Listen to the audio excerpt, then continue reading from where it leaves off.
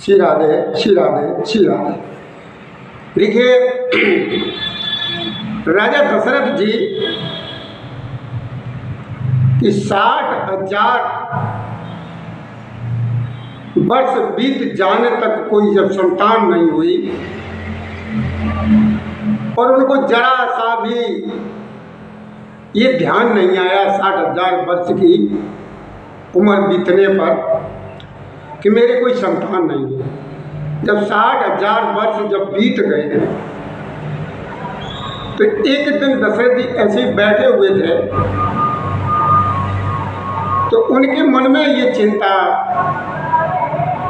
सताने लगी, जिसमें हमारे बाबा तुलसीदास जी ने चौपाई में लिखा है कि भई गलान दशरथ जी को क्या चिंता हुई, भई गलान मेरे सुतन, मतलब मेरे कोई संतान नहीं है। अब ये 60,000 वर्ष तक ये चिंता क्यों नहीं सताई और 60,000 वर्ष तक इनकी संतान दशरथ जी के क्यों नहीं हुई, इसका भी कोई कारण होगा, इसका भी कोई कारण होगा। कारण देखिए ये है कि राजा दशरथ जो हैं इतने पुण्यवान, इनके इतने पुण्य हैं, इतने पुण्य हैं कि दशरथ जी के बराबर किसी के पुण्य नहीं है। और इतने पुण्य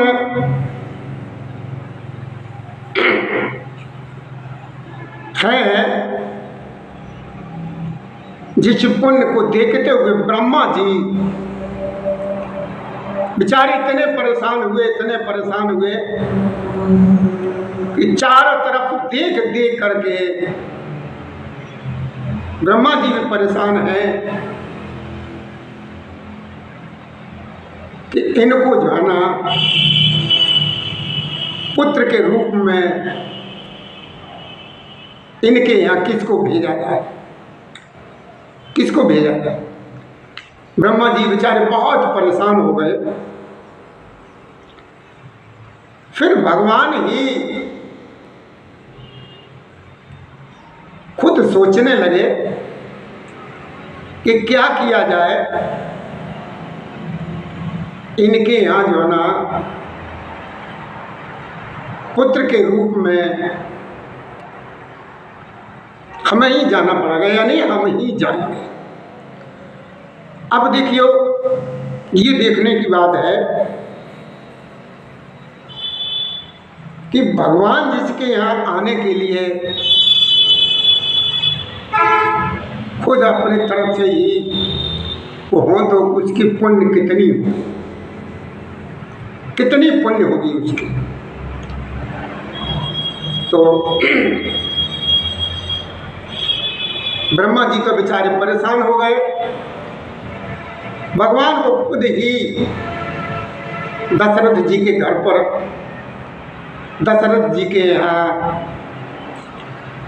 जन्म लेने के लिए उनके सामने उपस्थित होना पड़ा। अब ये दशरथ जी और इनकी पत्नी कौशल्या, ये पूर्व जन्म में यही लोग मनु और शत्रुपा थे। इन्होंने इतना तप किया, एक दिन हमने ये बताया भी था, मनु और शत्रुपा की कथा श्रवण भी कराई थी, शायद याद होगी। चलिए फिर बताते हैं कि इन्होंने 23,000 वर्ष तक मनु और शत्रुपा जी ने प्रभु श्री जी का था। जब मेरे ठाकुर जब प्रसन्न हो गए इनके तप से, तो भगवान खुद ही चल करके आए हैं और इनसे कहा है कि देखो, हम इस तुम्हारे तप से बहुत प्रसन्न हैं, आप जो है ना वर मांगो। आप जो है ना बर्मा। तो जब ये नववाणी जब वो समय हो रही थी तो मनु और शत्रुपा जी दोनों इतने प्रसन्न हैं, इतने प्रसन्न हैं, जो इनका शरीर एकदम सूख गया था, एकदम सूख गया था, बिल्कुल हो गया, हड्डी हड्डी का ढांचा रह गया था। तो ये आकाशवाणी जो नववाणी हुई है, ये सुनकर के राजा और रानी मनु और शत्रुपा जी का शरीर एकदम ऐसा हो गया, ये लगने लगा कि मानो ये अभी ही घर से आए, ऐसा। तो हमारे प्रभु श्री राम जी ने, यानी हमारे ठाकुर जी ने ये कहा कि हम तुम्हारे स्तव से बहुत प्रसन्न हैं, वर मांग मांग वर। ये 2 दफे कहा। अब ये 2 दफे क्यों कहा हमारे राम जी ने? 2 दफे क्यों कहा? वो 2 दफे इसलिए कहा कि इधर देखो वर देने वाले भी 2 और उधर तप करने वाले भी 2, इधर भगवान प्रसन्न होने वाले मेरे भगवान नारायण भगवान विष्णु और उनकी भार्या लक्ष्मी जी, और इधर एक मनु जी और एक शत्रुपा जी। तो 2 बार कहने का मतलब ये होगा, एक बार प्रभु श्री जी ने कहा, एक बार लक्ष्मी जी ने कहा। तो दशरथ जी के इतने पुण्य थे, इतने पुण्य थे, तो भगवान को भी आना पड़ा। इसलिए कहते हैं भक्त के बस में है भगवान, कहते हैं ना भक्त के बस में है भगवान। तो देखिए इधर जैसे ही प्रभु श्री जी जो है ना नववाणी द्वारा बोल रहे हैं, मनु जी सुन रहे हैं। तो मनु जी ने ये भी कहा कि प्रभु हम अपनी आंखों से देखना चाहते हैं। तो देखिए प्रभु ने क्या कहा कि तुम हमको देखना तो चाहते हो, कितनी देर तक और किस रूप में? भगवान के रूप अनेक है, जितने भी हैं सब भगवान के ही तो रूप है। किस रूप में है आप जो ना हमें देखना चाहते। तो मनु जी ने क्या बताया? मनु जी ने कहा कि देखो हमें वो रूप चाहिए प्रभु, वो रूप चाहिए जो शिव जी के मन में, जो शिव जी के हृदय में जो रूप है आपका, और काकभूषण जी के उसमें है, वो रूप हमको चाहिए। भगवान ने कहा कितनी देर तक देखना चाहते हो? तो देखिए ऐसा होता है ना, जिस तरीके से बिजली आकाश में चमकती है तो चमकी और एकदम दिखाई दी और खत्म हो गई।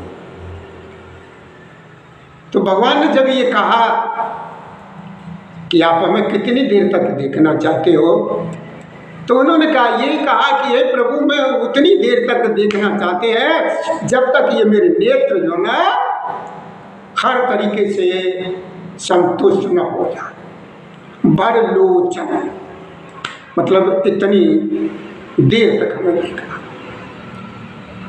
लेकिन उधर जब भगवान खुद आए, मांग मांग जब उन्होंने कहा है, तो मनु जी कुछ सकुचाए। तो मेरे भगवान ने ये कहा कि देखो तुम सकुचाओ नहीं, आप जो कुछ कहना चाहते हो वो कहो बेधड़क। लेकिन वो कहना तो ये चाहते थे कि हम आपको ही चाहते हैं, लेकिन उनके एकदम ध्यान इधर उधर चला गया क्षण भर में एकदम भगवान के कहने से। तो उन्होंने कहा कि प्रभु हमको आप ही जैसा पुत्र चाहिए। तो भगवान ने कहा कि देखो ठीक है, तथास्तु, ऐसा ही। अब ये देख करके, ये कह करके भगवान तो अंतर ध्यान हो गए, लेकिन बाद में ये जो है ना सोचे कि मेरे बराबर तो कोई, मेरे समान तो कोई संसार में है ही नहीं, मेरे समान तो कोई है ही नहीं, दूसरा हम किसको भेजेंगे। तो भगवान ने कहा कि देखो हम खुद ही आएंगे तुम्हारे यहाँ, तुम्हारे यहाँ हम खुद ही आएंगे पुत्र के रूप में, लेकिन आएंगे कब? जब आप अयोध्या के राजा बनेंगे और आप दशरथ बनेंगे और ये शत्रुपा जी कौशल्य।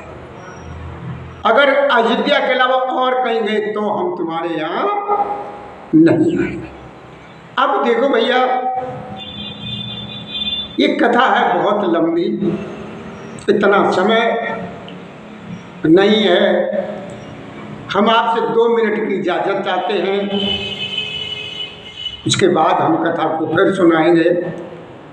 तो देखिए, भगवान को ही आना पड़ा।